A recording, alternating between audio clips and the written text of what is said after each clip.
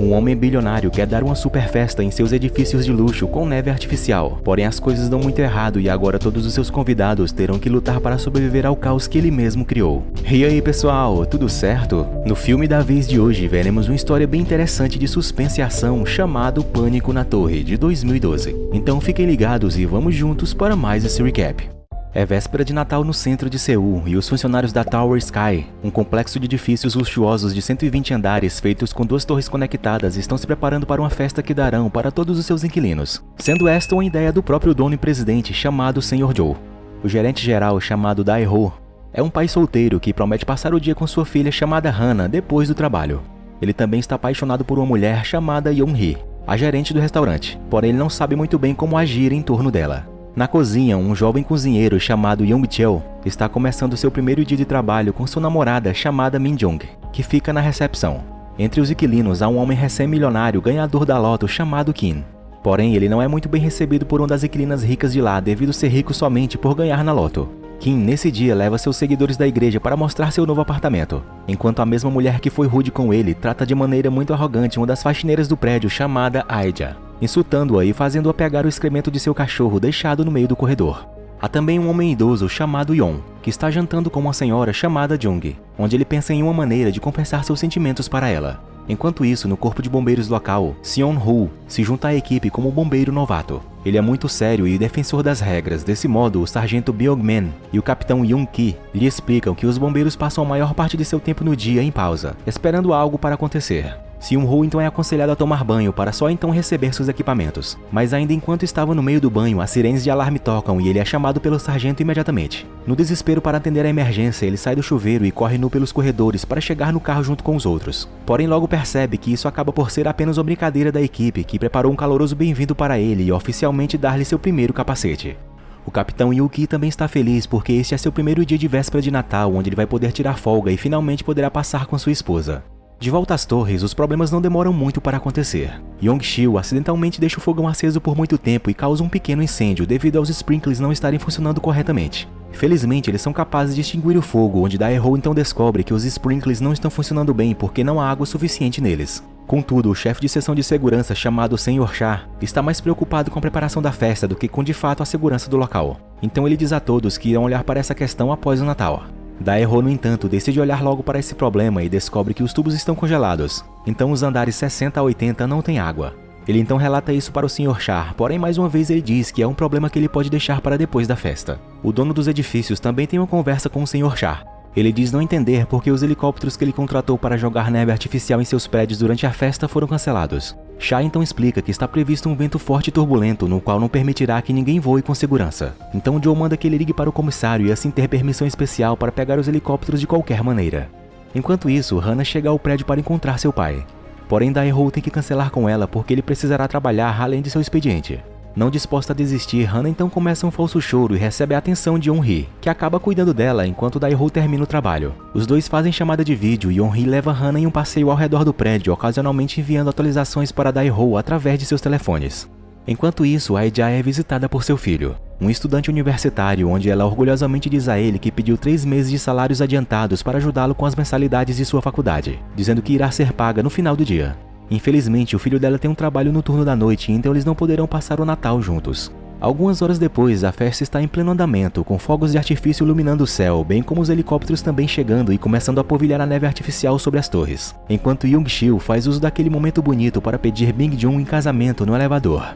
Porém, esse momento mágico para todos não dura muito, pois de repente o vento turbulento previsto começa a soprar e os helicópteros acabam perdendo o controle, fazendo 2 deles baterem contra as torres e eventualmente iniciar um incêndio. Os bombeiros são imediatamente acionados sobre isso e entram em seus caminhões para dirigirem até as torres. Yoon-ki também vai, mesmo sendo sua noite de folga. No caminho, ele liga para sua esposa para dizer que vai ficar até tarde, mas um pedido de desculpas não é o suficiente para ela não ficar triste. As pessoas nas torres começam a entrar em pânico e correr para todas as direções em busca de saída. Eles ignoram os avisos sobre não usar os elevadores e enchê-los além da capacidade de peso, o que rapidamente prova ser um erro, pois logo uma explosão ocorre debaixo, onde um calor rapidamente faz com que o interior do elevador comece a esquentar de forma insana, literalmente fritando as pessoas e até derretendo seus sapatos. Onde por fim acaba acontecendo outra explosão que quebra as janelas, jogando um dos homens pelo ar enquanto as chamas também o queimam. Yeon-hee, na porta de um dos elevadores com várias outras pessoas, logo percebe a luz do fogo que estava chegando ao andar em que eles estavam. Ela então grita para todos correrem enquanto ela mesma corre levando Hana. Porém as pessoas não lhe dão ouvidos e são alcançadas pelas chamas da explosão. Os bombeiros chegam e começam a elaborar um plano para usarem a escada hidráulica do caminhão e entrarem. Tendo em mente que não haverá irrigadores e que o combustível que o helicóptero ainda tem é extremamente perigoso, eles dão prioridade a tirarem as pessoas do prédio. Enquanto a equipe entra com sucesso, os repórteres começam a chegar para cobrirem a notícia. As vítimas se reúnem no chão do restaurante da torre enquanto Young-soo e Min-jung pedem ajuda de dentro de um elevador, mas todos que passam somente os ignoram, exceto Naoki, uma mulher grávida, que usa a barra de ferro de uma decoração para abrir as portas e acaba conseguindo ajudar o casal a sair. Um helicóptero chega para resgatarem as pessoas que podem chegar ao telhado e todos comemoram, sem saber que o prefeito da cidade também chegou e está dando ordens para resgatarem primeiro somente os de classe alta. Dae-ho está correndo pelos corredores tentando encontrar sua filha, quando ele é encontrado pelos bombeiros bem a tempo antes de uma explosão chegar a ele. Enquanto isso, um novo incêndio começa na cozinha. Então o Sr. Cha, Young-hee e outros usam os poucos extintores disponíveis para apagá-lo. Isso permite que Aija, Young-chil e Min-jung entrem com segurança pelas portas da cozinha e se juntem a eles. Outras vítimas continuam a cair pelas janelas enquanto o prefeito mente para os repórteres dizendo-lhes que estão trabalhando duro para resgatarem o maior número de pessoas possível. Os bombeiros chegam em um beco sem saída e então Dae-ho usa seu conhecimento do edifício para dizer-lhes qual parede quebrar para continuarem. Como agradecimento, Yuki dá a ele um walkie-talkie e uma máscara de oxigênio para ele colocar em sua filha quando a encontrar. Dae-ho então toma um corredor diferente em busca de sua filha e encontra vários corpos sob uma pilha de detritos. Porém, uma pessoa ainda estava viva. Aija, que mesmo muito ferida, pensa em seu filho e tenta dar para Dae-ho o dinheiro que ela pediu adiantado para que seu filho possa pagar a faculdade. Dae-ho tem pena dela e depois de compartilhar sua máscara, ele ajuda ela a sair dali. De volta aos bombeiros, eles finalmente alcançam a fonte do fogo e tentam apagá-lo com suas mangueiras, mas não funciona. Além disso, a situação está ficando cada vez mais perigosa, pois explosões secundárias continuam acontecendo ao seu redor. O chão vai quebrando e alguns deles começam a cair, quase morrendo. Yeon-ki, não conseguindo evitar que um de seus homens caia, ele decide tentar um plano muito arriscado. Usando seu machado, ele quebra algumas janelas com a intenção de direcionar o fogo para fora quando for tentar explodir a origem do incêndio para se extinguir. Então, enquanto seus homens lhe cobrem com a água da mangueira, ele joga o tanque de oxigênio nas chamas do helicóptero e assim causa uma explosão que finalmente ameniza o fogo e eles podem controlar. Isso então permite que eles iniciem o processo de evacuação com mais segurança. As pessoas que estão no andar 50 e abaixo vão tomar as escadas, enquanto as que estão nos andares mais altos vão usar a ponte para ir para o outro prédio, onde lá poderão ser resgatados pelo helicóptero. Porém, eles percebem que tem um problema, que são as pessoas que estão presas no restaurante, uma área difícil de ter como sair vivo. Enquanto isso, nesse restaurante falado, Sr. Cha envia Young-chil para conseguir mais água para todos. Ele vai e acaba conseguindo encontrar uma máquina de venda automática, e enquanto ele começa a pegar o máximo de garrafas possível, ele é encontrado por Dae-ho e Aija.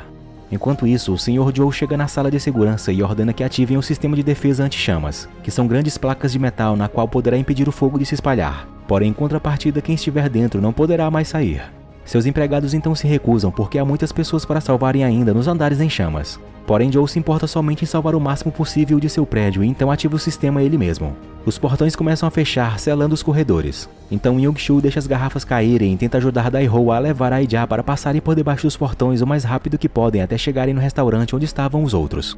Eles por fim conseguem e depois de se reunir novamente com sua filha Hana, Dae-ho entra em contato com Yeon-kim através do walkie-talkie e lhe conta sobre sua localização. Os bombeiros começam a trabalhar no resgate, mas são contatados pelo prefeito que lhes diz para priorizarem as pessoas de classe alta. Porém, recusando-se a ignorar as pessoas em perigo, Yeon-ki envia Byung-man para resgatar as pessoas no restaurante enquanto o resto da equipe seguem as ordens do prefeito. Que porém acaba sendo uma situação frustrante, pois somente 2 pessoas estavam lá e totalmente confortáveis em segurança, que acabam por ser somente um político e a mulher rude que foi arrogante com a faxineira Aija que vimos no início. Além disso, eles dois começam a serem arrogantes também com os bombeiros por acharem que eles demoraram muito para resgatá-los. Furioso com as prioridades do prefeito, Yeon-ki entra em contato com ele para falar algumas verdades e manda que ele fique fora dos walkie-talkies, deixando seus homens trabalharem. Então Yeon-ki deixa o resto de sua equipe para liderar essas pessoas enquanto ele e Seon-ho voltam à ação. Enquanto isso, no restaurante, Byung-man está preparando um explosivo para explodir o portão do sistema anti-chamas. Porém, naquele momento, as vítimas notam rachaduras aparecendo nas paredes e no chão, sendo que a explosão só faria piorar. Dae-ho tenta avisar Byung-man, mas ele não pode ouvir através da espessa placa de metal quando logo todo o quarto começa a desmoronar. Yeon-ki então é chamado por um de seus homens que está lá embaixo na rua, dizendo para não entrar, porque é muito perigoso, e também diz para ele que não deixará ninguém para trás. As vítimas no restaurante correm para encontrarem lugares seguros, quando Yoon-hee nota uma gôndola pendurada do lado de fora. O grupo então logo corre e salta para ela, porém a Sra. Jung está muito assustada e não consegue. Então o Sr. Yeon a conforta e ajuda a entrar na gôndola. Mas antes que ele possa fazer o mesmo, uma explosão acontece e acaba o matando. A gôndola então cai alguns metros abaixo, deixando as pessoas mais perto de um dos andares inferiores. Daiho tem uma ideia e faz com que o grupo balance a gôndola até que possam quebrar a janela para assim poderem saltar para dentro. Exceto a Sra. Jung, que não consegue e acaba caindo para a morte quando a gôndola infelizmente quebra no último instante. Yeon-ki e Seon-ho encontram um homem morrendo sob escombros e pegam um presente que ele quer que envie para seus filhos. Então depois injetam nele um sedativo para ajudá-lo com a dor e assim ele possa ter uma morte sem sofrimento. Daiho, Sr. Cha e Yong-shu tentam procurar uma maneira entre os destroços para alcançarem a ponte para a outra torre, enquanto Byung-man finalmente acorda e começa a vagar por aí, onde eventualmente encontra o Sr. Kim e seus seguidores que estavam dentro de uma piscina orando. Seon-ho e Yong-ki estão procurando por Byung-man, porém logo cortam sua busca quando vem um grupo do restaurante tentando atravessar a ponte. Eles correm até eles e os param, explicando que o chão era fraco e eles podem cair facilmente. Então, depois de não verem nenhuma outra alternativa, os bombeiros cruzam a ponte primeiro, marcando seções seguras com pequenas luzes para que eles saibam onde é seguro pisar. Seon-ho fica do outro lado, enquanto Yoo-ki fica para guiar o grupo enquanto eles cruzam. A primeira aí é Hana, seguida por Naon-ki. Porém, em certo ponto, o vidro do chão começa a rachar. Então todos começam a se desesperar e o Sr. Cha não quer ficar para trás, então ele corre tentando atravessar. Porém, o chão acaba quebrando debaixo dele e ele cai para a morte. Seon-ho corre para pegar Hana e levá-la, pois tudo começa a desmoronar enquanto Yeon-ki do outro lado consegue pegar Naon-ki de volta, impedindo todo mundo de ir mais longe agora que toda a ponte está caindo. A equipe de segurança informa ao prefeito que em breve o prédio entrará em colapso e cairá sobre seu gêmeo, sendo que a única maneira de minimizar a tragédia é explodir de vez o prédio avariado.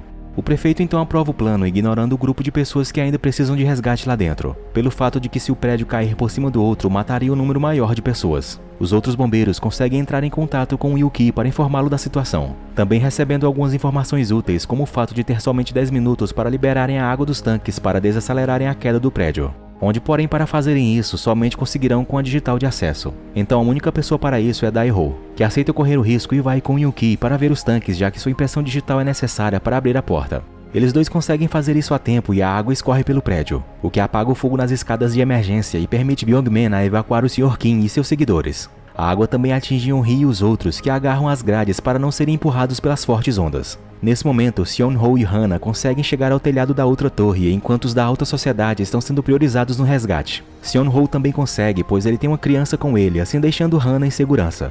Byung-man e o grupo do Sr. Kim se encontram com o grupo de Yeon-hee, então eles decidem esperar juntos.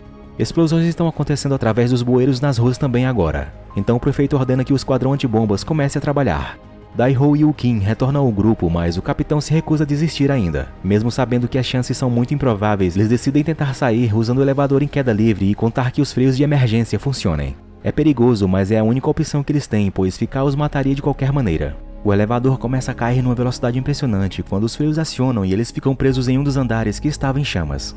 O grupo então começa desesperadamente a saltar para tentar fazê-lo cair novamente, onde eventualmente eles acabam conseguindo, porém logo ficam presos novamente entre os andares 5º e 6º. Então eles forçam as portas a se abrirem e descobrem que há espaço suficiente para passar. Daiho e Yoo-ki saem primeiro para ajudar a Naon-ki sair também, mas antes que eles possam ajudar mais pessoas, o elevador cai novamente. O trio consegue sair do prédio e Daiho se reúne com Hana novamente. O grupo do elevador, surpreendentemente depois da queda livre de 5 andares, sobrevive, exceto pelo Sr. Kim, que morre com uma arte de metal que o perfura. Lá fora, Daiho e Yoo-ki ainda tentam ajudar olhando para as plantas do prédio e chegarem a ter um plano, que é se eles explodirem os tanques de armazenamento de água, a corrente pode transportar as vítimas restantes através dos esgotos para fora do rio. Sin-ho, Yoo-ki e Daiho voltam para dentro do prédio e encontram o grupo graças a Byung-man, que constantemente estava chamando por eles e batendo nos escombros. Para alcançá-los, porém, eles devem descer o poço do elevador, porém enquanto descem, o controle remoto da bomba cai do bolso de Yoo-ki. Eles por fim conseguem chegar aonde os sobreviventes estão e os guiam para os esgotos. Lá, Yeon-ki manda Byung-man guiá-los em frente enquanto eles voltam para dentro do prédio para preparar a bomba. Uma vez que os explosivos estão nos tanques, Yoo-ki envia Seon-ho e Daiho para longe, fechando a porta entre eles, dizendo que deve ficar para trás para detonar a bomba manualmente. Então, depois de um adeus a seus parceiros, Yoo-ki liga para sua esposa e deixa uma mensagem de voz na caixa de mensagem pedindo desculpas por tantos natais fracassados e agradecendo-lhe por tantos anos de paciência. Então, por fim, ele detona a bomba, morrendo instantaneamente com a água liberada, assim também fazendo com que o grupo de sobreviventes e os bombeiros passem pelos esgotos, onde logo em seguida a torre também é explodida. Já é de manhã quando o grupo chega ao rio, onde havia navios para resgatá-los. Daiho e Hana se reúnem com Yoo-hee, e Aija consegue ficar viva para ver seu filho novamente. Seon-ho, Byung-man e seu companheiro se reúnem com sua equipe e eles é quem dão a má notícia para a esposa de Yeon-ki, que cai de joelhos em lágrimas pela morte de seu marido. Obrigado por assistir e se gostaram, por favor, deixem aquela força com seu like e sua inscrição aqui no canal para mais vídeos como este. Fiquem todos com Deus e até a próxima. Fui!